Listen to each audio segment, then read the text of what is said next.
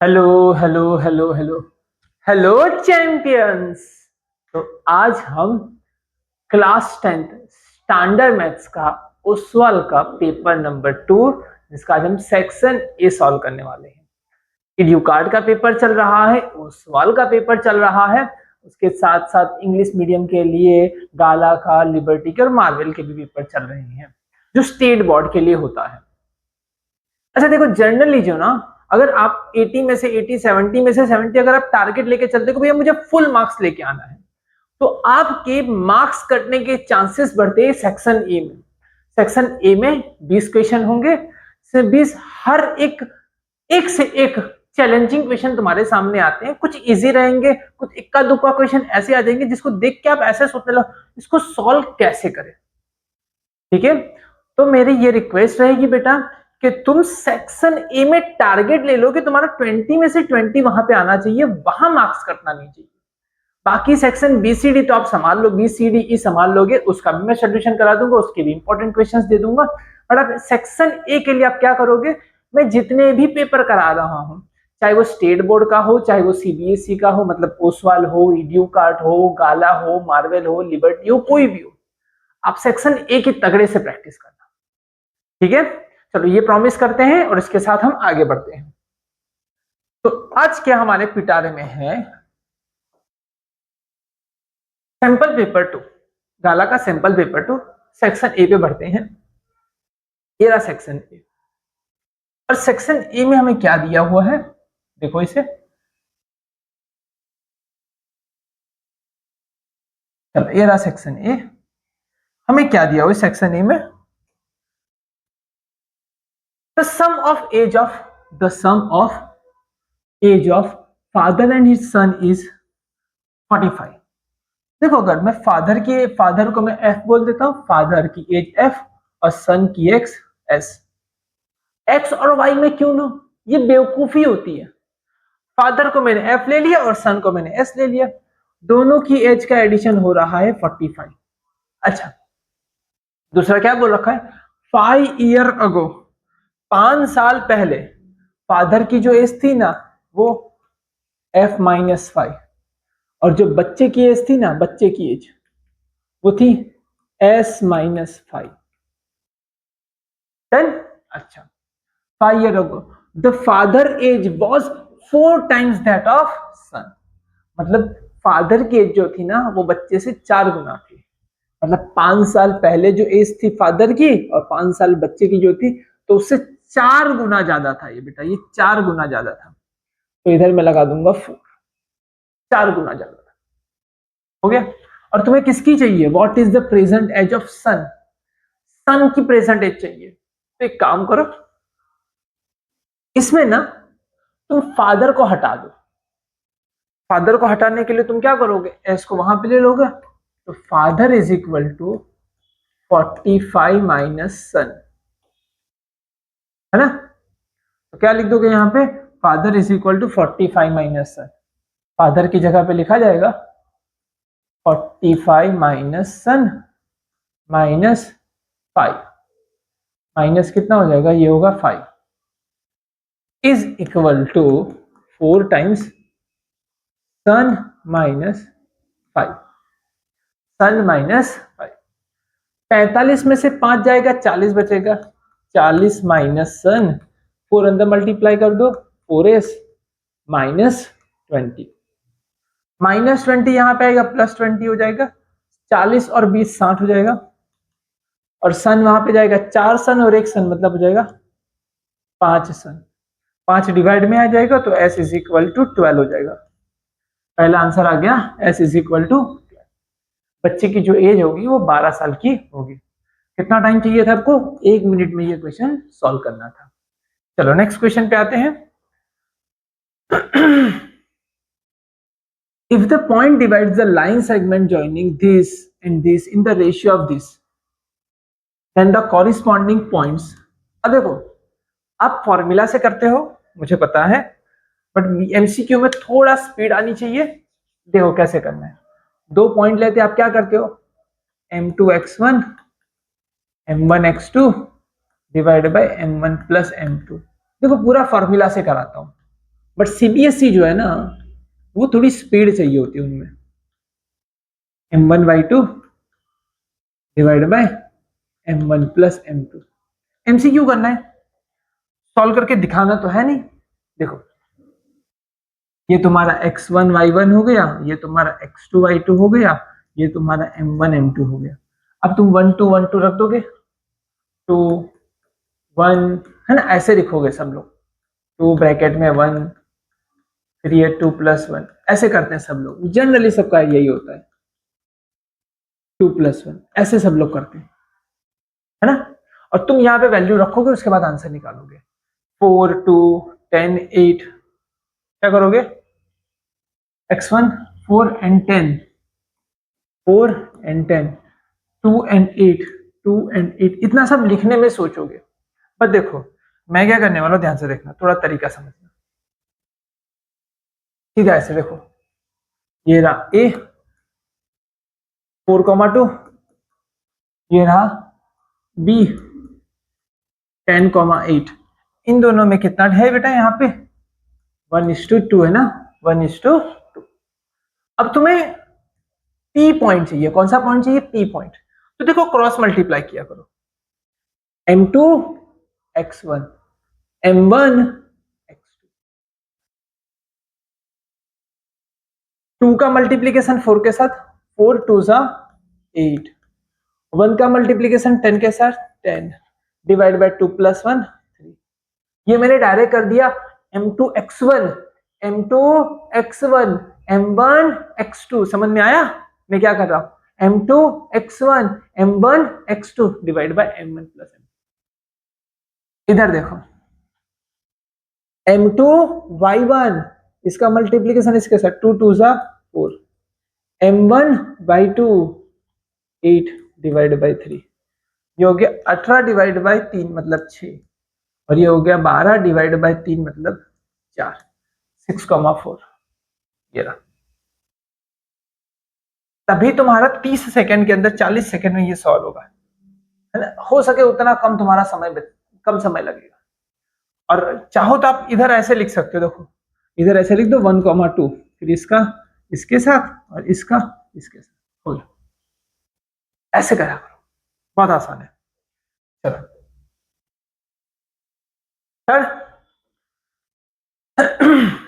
Third question जो है वो क्या दिया हुआ है, if the alpha and beta are the zeros of polynomial this then the value of alpha square plus beta square.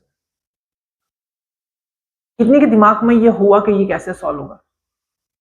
देखो देखो ये कैसे सॉल्व होगा, alpha square plus beta square निकालना है। तुम्हें ये वाला क्वेश्चन दे रखा है, देखो अल्फा प्लस बीटा में होल स्क्वायर अगर करो तो मुझे क्या मिलेगा, alpha square plus beta square plus 2 alpha into beta. देखो मेरी जो नोन वैल्यू है, जितनी मैं वैल्यू निकाल सकता हूं, मेरी लिमिटेशन है वो देख लेता हूं। अल्फा प्लस बीटा डायरेक्ट मिल जाता है -b/a, और अल्फा इंटू बीटा भी मिल जाता है डायरेक्ट c/a, ये मैं निकाल सकता हूं। तो इधर से अगर निकालू तो ये है 1, ये है -5 और ये है 6। b की वैल्यू है -5 और a की वैल्यू है 1, मतलब 5, एडिशन आ रहा है 5। मल्टीप्लीकेशन देख लो, ये है 6 और ये है 1, 6/1 इज इक्वल टू 6। आओ सारी वैल्यू यहां पे रख देते हैं। अल्फा प्लस बीटा की जगह मैं कितना रख सकता हूं, 5, 5 का स्क्वायर 25, अल्फा इंटू बीटा कितना दे रखा है, 6, 6, ये 6 दे रखा है, 6 2 सा 12, 25 में से 12 गया 13, alpha square plus beta square दिखा। स्क्वायर आएगा तो आपको ये वाला कॉन्सेप्ट लगाना है, आपको ये वाला कॉन्सेप्ट लगाना है, A square plus B square is equal to A plus alpha plus beta whole square is equal to alpha square plus beta square plus 2 alpha into beta, ये वाला कॉन्सेप्ट लगाना है। उड़ जाएगा आपसे क्वेश्चन ये वाला। चलो नेक्स्ट क्वेश्चन पे है, 13 इसमें आंसर आ गया।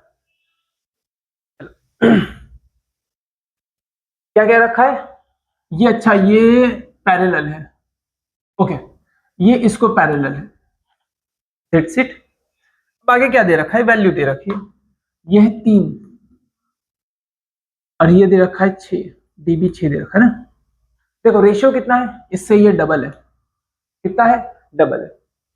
तो अगर ये 4 दे रखा है तो ये भी कितना होना चाहिए, उसका डबल 8, तभी रेशियो आएगा ना। 3 डिवाइड बाई 6 कितना आएगा, 1/2, तभी तो यहाँ पे 4 डिवाइड बाई 8 आंसर 1/2 हो सकता है। क्लियर है। तो ऐसे लॉजिक लगा के फटाक दे उड़ा दिया करो। ये 3 का डबल यहाँ पे 6 ऑलरेडी दिया हुआ है, देखो 3 का डबल 6 दिया हुआ है, मतलब इसकी कंपेयर में ये 2 गुना है, तो इसकी कंपेयर में भी ये भी 2 गुना होना चाहिए। क्या बात समझ गए, इसकी कंपेयर में 2 गुना होना चाहिए। Find the length of AC, AC बताओ, एसी कितना होगा, एसी पूरा, ये लो 12 हो गया, 12 20 सेकंड 10 सेकंड में होना चाहिए। देखो 50 सेकंड क्या रखा है, 50 सेकंड वो कमजोर लोग होते हैं ना उनके लिए 50 सेकंड, हाँ तुम्हारे लिए नहीं। चलो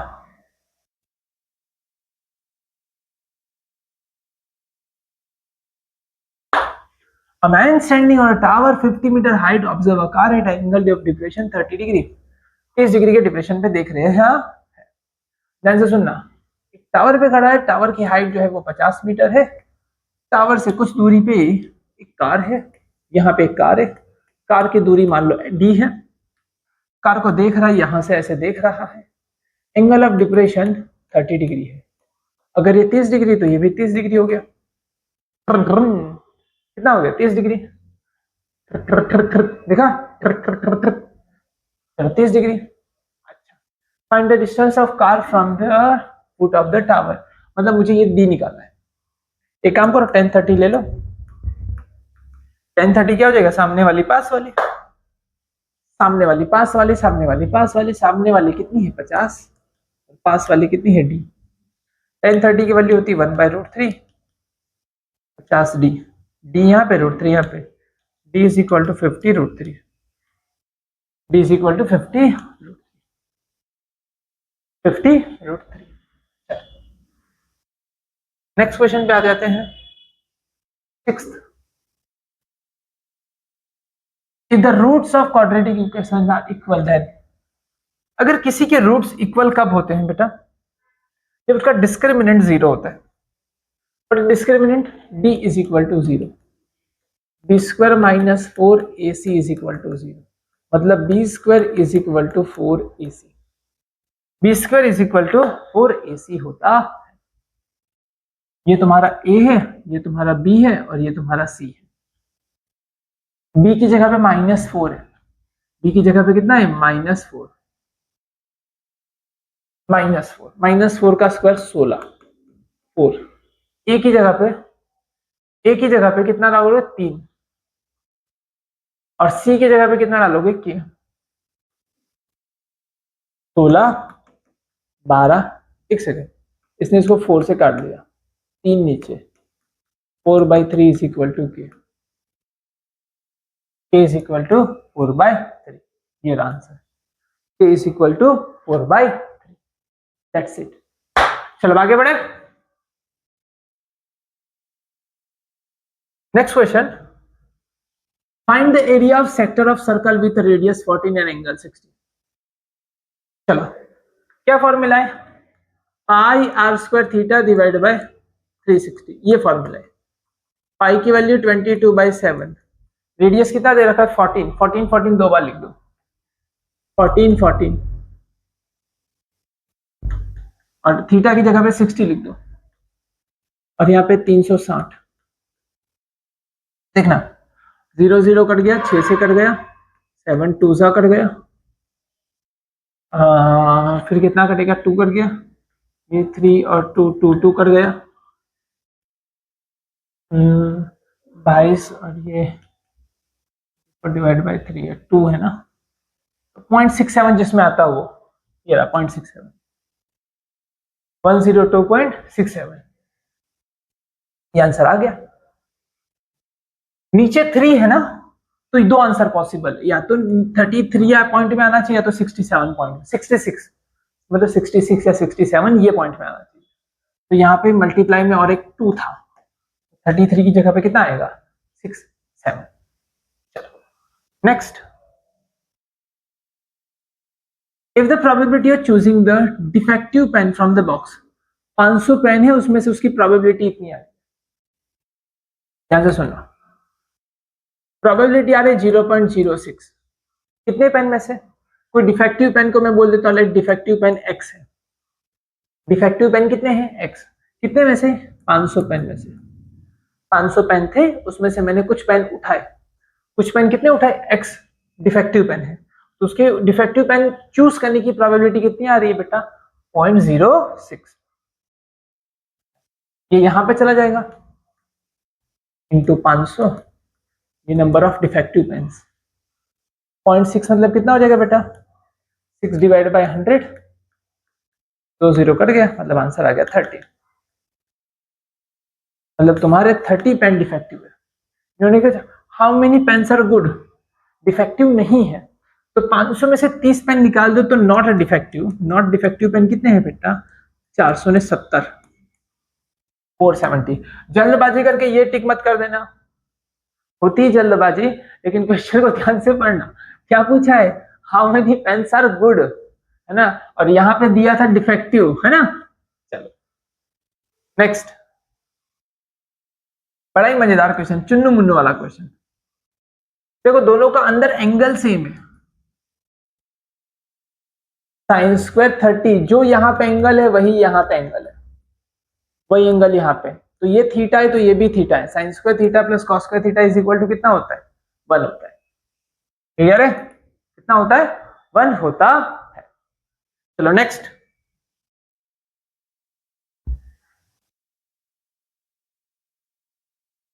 the LCM and HCF of two numbers are 60 and 5, the one number is 15 and other is, देखो दो नंबर ले लेता हूं, एक A और दूसरा B, अगर दोनों का मल्टीप्लाई किया जाता है ना, है ना, दोनों का multiply is equal to HCF cross LCF आता है, LCM, LCM दोनों का मल्टीप्लीकेशन, दो नंबर का मल्टीप्लीकेशन इज इक्वल टू दोनों का LCM और HCF, LCM दे रखा है 60 और HCF दे रखा है 5, तो ये हो गया 5 और ये हो गया 60, इसमें से एक नंबर मुझे दे रखा है A, मुझे दे रखा है 15, तो एक मुझे 15 दे रखा है, दूसरा निकालना है, 15 4 जा 5, 5 4 जा 20, एक नंबर जो होगा वो 20 होगा, ठीक है। इतना सारा मैं क्यों लिख रहा हूं, ताकि तुम्हें समझ में, तुम्हें इतना सारा लिख के एक्सप्लेन करने की कोई जरूरत नहीं, तुम्हें फटाक दे आंसर लिख लेना है, this is equal to this, 60 into 5 is equal to 15 into b, ये कर गया है भाई 20, बी इज इक्वल टू 20, ऐसे कर लिया, ये सब इतना सारा लिखने की जरूरत नहीं। चलो क्या क्या रखा है 11th क्वेश्चन में, हाँ देखो, a solid sphere is cut into two hemisphere, मतलब मेरे पास एक सॉलिड स्फीयर था जिसका सरफेस एरिया होता है 4 पाई आर स्क्वायर, उसको मैंने दो पार्ट में काट दिया, ऐसे, एक ये और एक ये, दो पार्ट में मैंने काट दिया, ये दो पार्ट बन गए हैं। हम इन्होंने बोला the ratio of surface area of sphere, मतलब इसका टू, मतलब डिवाइड में, इसके डिवाइड में किसको लाना है, द टू हेमिस्फीयर, इसके डिवाइड में दो हेमिस्फीयर डालना है। अच्छा, इसका भी सरफेस एरिया देखो 2 पाई आर स्क्वायर और नीचे का पाई आर स्क्वायर, मतलब कितना हो गया 3 पाई आर स्क्वायर, और इसका भी 3 पाई आर स्क्वायर, कुल मिला के कितना हो गया, ऊपर वाले का है 4 पाई आर स्क्वायर स्फीयर का, और नीचे जो दो दो है ना हेमिस्फीयर बना रखा है, दो हेमिस्फीयर बना रखा है, इसका हो गया 6 पाई आर स्क्वायर,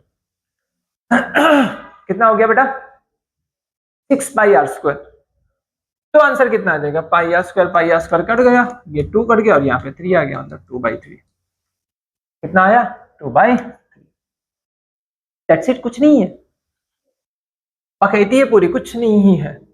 चलो ये तुम्हारा ए है, देखो तुम्हारे पास तीन नंबर है 5 के और 17, जीपी में है तो सॉरी एपी में है, तो आपको के की वैल्यू निकालनी, सर ये जीपी क्या होता है, ये आप 11th में पढ़ोगे, के निकालना है, तो ये हो गया ए, ये हो गया ए प्लस डी, और ये हो गया a plus two D. a plus two D की जगह पे कितना है बेटा 17 है, a की वैल्यू डाल दो, a कितना है 5 रख दो, 2d इज इक्वल टू 12, तो d इज इक्वल टू 6 डाल दो यहाँ पे 6, इसमें 6 ऐड करोगे तो कितना हो जाएगा 11, 11 में 6 ऐड करोगे तो कितना हो जाएगा 17, सही है, मतलब आंसर आ जाएगा 11, आंसर हो जाएगा 11।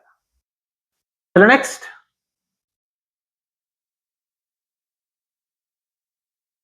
अ सर्कुलर सेक्टर हैज रेडियस इतनी and central angle 120 degree, find the area of sector, sector का एरिया निकालना है, बड़ा ही आसान है, pi r square theta divide by 360, 22/7 कितना दे रखा है 105 divide by 10, 105 divide by 10, radius लिख दी मैंने, और एंगल कितना दे रखा है 120 डिवाइड बाय 360,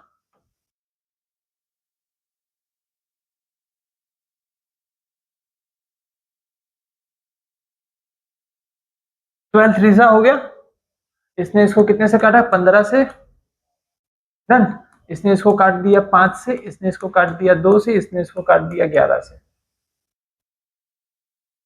बचा कितना 11 और 105, 11 इंटू 105 डिवाइड बाई कितना बचा है 10, बस यही बचा है, तो ये हो गया 105 मतलब 1155 अपॉन 10, 1 ये हो गया 115.5, 115.5, ये रहा, डन, ये हो गया 115.5। चलो नेक्स्ट,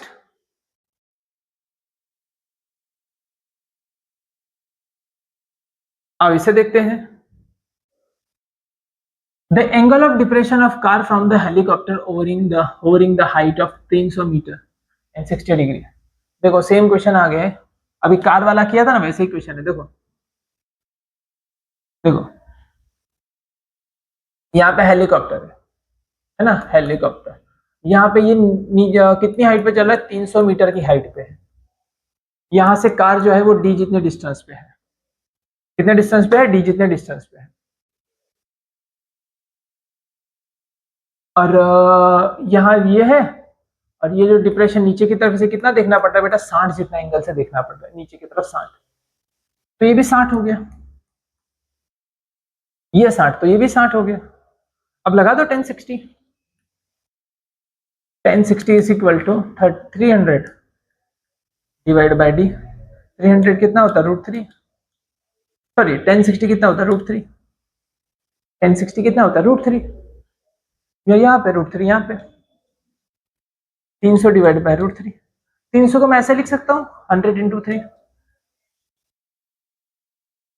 इसने इसको √3 से काट दिया, 100 √3, लो वैल्यू मिल गई 100 √3, समझ में आया, बोलो क्लियर है। नेक्स्ट क्वेश्चन की ओर बढ़ते हैं, 15,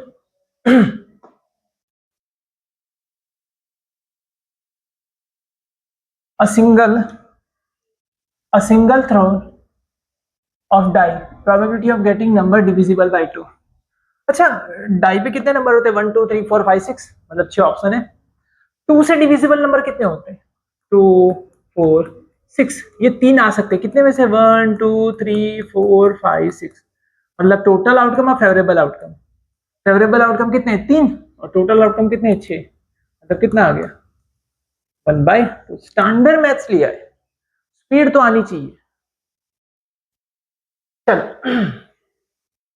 आ जाओ ये वाले पॉइंट पे, हाँ देखो हमने पहले यही वाले क्वेश्चन किया है, इजीली किया था, देखो अभी क्या करेंगे बताए, इधर 1 और 2 रख देंगे, इधर 1 और 2 रख देंगे, जो है इसका इसके साथ और इसका इसके साथ, हो गया, समझ आया, 1 2 रखो, क्या करेंगे ये वाले का मल्टीप्लीकेशन इसके साथ और इस वाले का मल्टीप्लीकेशन इसके साथ कर लो, हो गया, आपको कौन से कोऑर्डिनेट निकालना है, एक्स निकालना है। ये रहा एक्स, मतलब क्या हो जाएगा तुम्हारा m2x1 m1x2 divide by m1 plus m2, सारी वैल्यू डाल दोगे आंसर आ जाएगा m1 m2, ये रहा, ये सारी वैल्यू है ना। देखो बस तरीका, छोटा तरीका क्या है, फटाफट आंसर निकाले। 2 का मल्टीप्लीकेशन सीधा 4, 2 के साथ 2 2 जा 4, 1 का मल्टीप्लीकेशन -4 के साथ, इसका x के साथ तो इसका भी x के साथ करो, -4 के साथ, -4 डिवाइड बाय कितना आता है 1 + 2 3, 0 डिवाइड बाय 3 0, x की वैल्यू आएगी 0। चलो क्लियर है, x की वैल्यू कितनी आ रही है 0। चलो next question. If all observation in the data set are multiplied by 5, जितने भी डेटा है x1 हो, x2 हो, x3 है, मतलब मान लो मैंने 3 ऑब्जर्वेशन लिए हैं, डिवाइड बाय मैंने 3 कर रखा है, डन। ये तुम्हारा पुराना मीन था, इनको मैंने सबको मैंने 5 से मल्टीप्लाई कर दिया, सारे ऑब्जर्वेशन को, तो हो गया 5x1, तो हो गया 5x2, तो हो गया 5x3 divide by 3, 5 common, x1 plus x2 plus x3 divide by 3, 5 times. ये तुम्हारा पुराना मीन हो गया, ये तुम्हारा नया मीन आ गया। पुराना नया मीन जो पुराने मीन से 5 गुना बड़ा है, क्योंकि तुमने 5 से मल्टीप्लाई किया है, 5 से मल्टीप्लाई किया, तुम्हारा जो हो गया बिकम्स 5 टाइम्स, बिकम्स 5 टाइम्स। चलो नेक्स्ट पेपर पे पढ़ते हैं, नेक्स्ट क्वेश्चन पे पढ़ते हैं। अच्छा, in the given figure PT is a tangent, ये PT टेंजेंट है, ये 90 डिग्री होगा। अच्छा ओके, ये सेंटर से बनाई हुई लाइन है OPT, OPT। तो देखो ये वाला एंगल जो है वो एंगल है 40, तो ये वाला हो जाएगा 50, 50 + 40 90। ये दोनों एंगल होते हैं कॉम्प्लीमेंट्री। कैसे होते हैं कॉम्प्लीमेंट्री। अगर पूरा सर्कल बनाओ ना, पूरा सर्कल, देखना सर कब कॉम्प्लीमेंट्री और कब सप्लीमेंट्री, हम इस पे कंफ्यूज होते हैं। देखो अगर ऐसा है, अगर आप पूरा एंगल ले रहे हो ये वाला और ये वाला, तो एक दूसरे के साथ सप्लीमेंट्री पे होंगे। कैसे होंगे सप्लीमेंट्री पे, बिकॉज ये 90 हो गया और ये 90 हो गया, और ये साइक्लिक होगा। कैसा होगा साइक्लिक क्वाड्रेटर। अभी फिलहाल ये एक दूसरे के कैसे बेटा सप्लीमेंट्री, लेकिन अगर बीच में से काट दो, आधा आधा एंगल लो, ये आधा एंगल और ये आधा एंगल, तब ये हो गए कॉम्प्लीमेंट्री। सप्लीमेंट्री से हटके क्या हो गए कॉम्प्लीमेंट्री। एक कॉम्प्लीमेंट्री ऊपर होगा और एक कॉम्प्लीमेंट्री नीचे होगा, पूरा मिला दो सप्लीमेंट्री, आधा कर दो कॉम्प्लीमेंट्री। चलो नेक्स्ट आंसर आ जाएगा 50। चलो असर्शन रीजन पे आ जाते, दो हमारे पास बचे। चलो क्या दिया हुआ है, if TP and TQ are the two tangents to the circle with centre O so that, ये एक 123 दिया तो ये 57 होगा। क्या सही है या गलत है, सर डायग्राम बनाते हैं। कौन से TP एंड TQ, तो ये रहा T, ये P, ये Q, ये T, और ये ऐसे और ये ऐसे 90 90, और ये रहा O। अब ये रहा O है ना, अब ये 123 है, अब ये 123 है, तो अगर कौन सा 123 POQ, POQ अगर ये 123 है तो ये 180 में से माइनस कर दो, कितना होना चाहिए 57 होना चाहिए।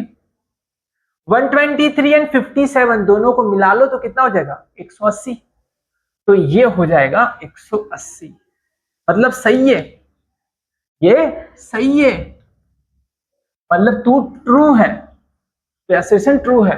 और रीजन, हाँ भाई साइक्लिक क्वाड्रेटर है, जिस क्वाड्रेटर के अंदर सामने सामने एंगल का एडिशन 180 होता है ना, ये दोनों 180 और ये दोनों 180, ऐसे क्वाड्रेटर को हम साइक्लिक क्वाड्रेटर कहते हैं, और सही है।